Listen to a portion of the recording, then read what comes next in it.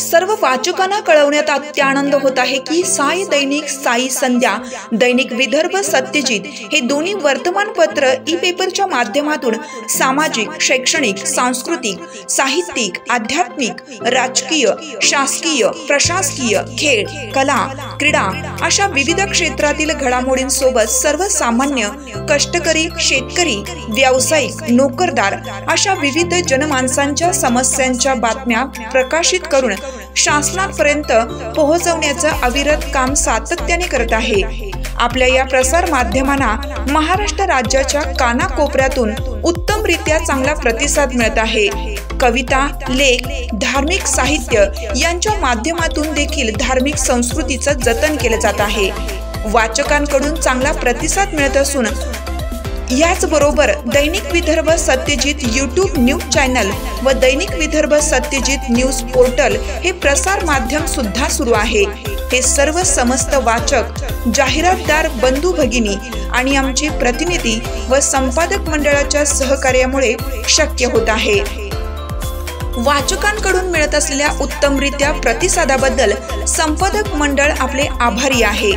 बातम्या व जाहिरातीसाठी संपर्क संपादक उद्धव फंगाळ, मोबाईल नंबर 95 11 44 61 11।